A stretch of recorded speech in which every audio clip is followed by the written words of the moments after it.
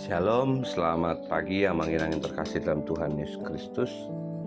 Kita berjumpa kembali renungan Carpe Diem HKBP Bumi Anggrek hari Rabu tanggal 13 Maret 2024. Sebelum kita merenungkan firman Tuhan, kita berjanji dari buku ini nomor 12 ayat 8, ayat 12 dan ayat 13.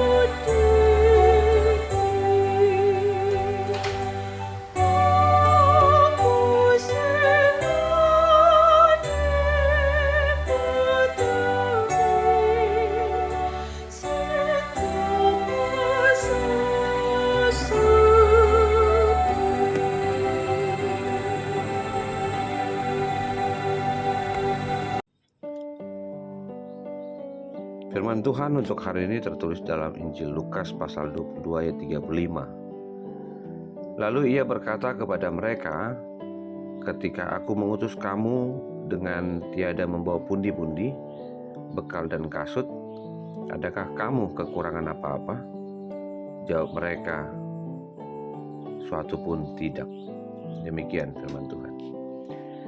Amang-inang yang terkasih dalam Tuhan Yesus Kristus, apa kabarmu hari ini? Berharap dalam kebaikan Tuhan dan dalam kecukupan yang dari Tuhan. Berbicara tentang kecukupan, tentu kita belajar dari kata cukup itu sendiri, yang artinya tidak ada yang lain yang diutamakan, sudah tersedia. Suatu ketika seorang pendeta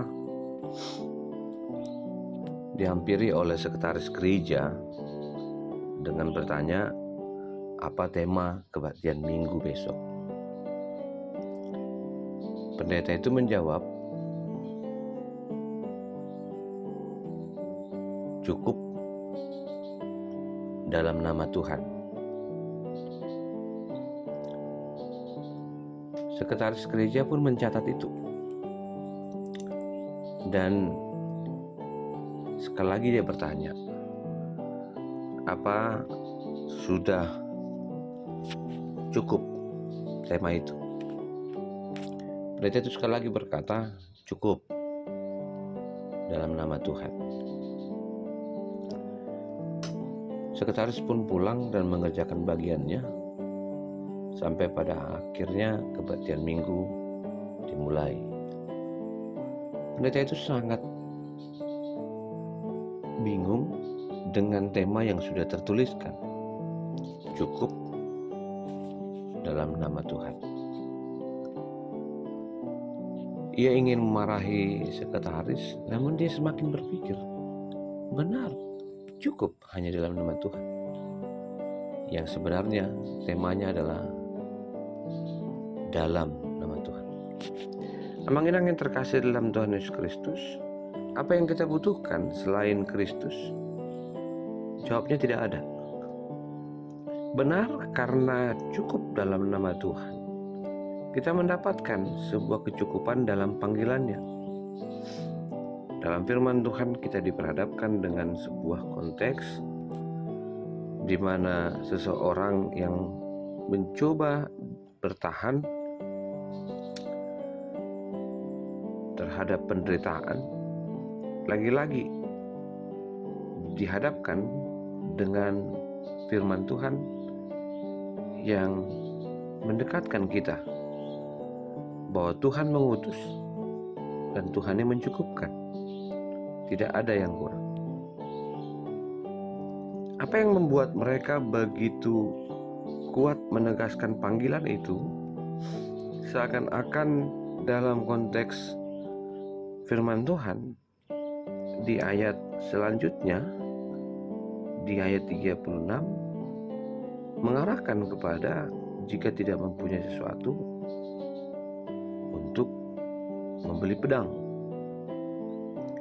Firman Tuhan mengajarkan kepada kita penindasan yang dialami oleh orang percaya, di mana Yesus mengutus ke tengah-tengah domba, di tengah-tengah serigala, sekali lagi kita hidup dalam tantangan dan cobaan yang selalu ada. Tapi Dia yang mengutus kita tidak akan membiarkan orang yang percaya itu berjalan sendiri. Pengalaman hidup Simon Petrus dan rasul lainnya, di saat lemah dan tak berdaya, berseru kepadanya dan Tuhan menjawabnya. Kita diingatkan ketika menyelesaikan persoalan hidup, janganlah memakai tindakan-tindakan kekerasan atau intimidasi. Selesaikanlah dengan kasih Kristus. Amang-inang yang terkasih dalam Tuhan Yesus Kristus, satu sukacita besar orang yang berharap kepada Tuhan adalah dia dikuatkan ketika berjalan, di mana pengutusan yang dilakukan kepada murid-murid bukanlah berbicara tentang mereka, tapi berbicara tentang siapa yang mengutus. Perasaan murid-murid ketika mereka tidak memiliki bekal apa-apa, sehingga Yesus menanyakan apakah mereka kekurangan. Dalam firman Tuhan berkata tidak kekurangan.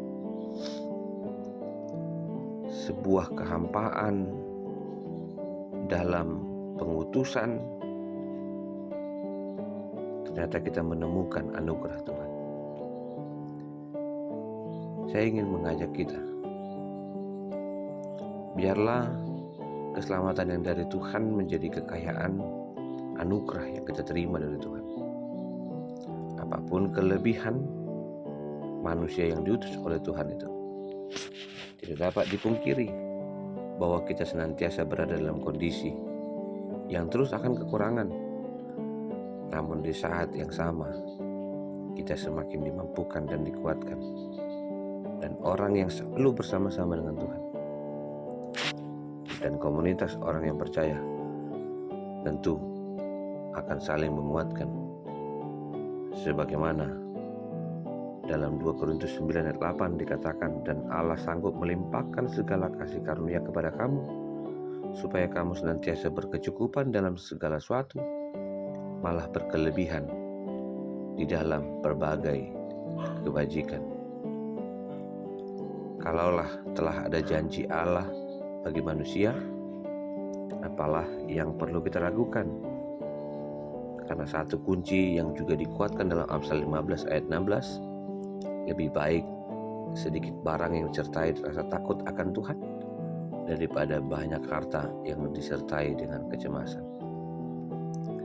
Mari bersyukurlah untuk panggilan yang kamu terima, yang setiap orang telah terima.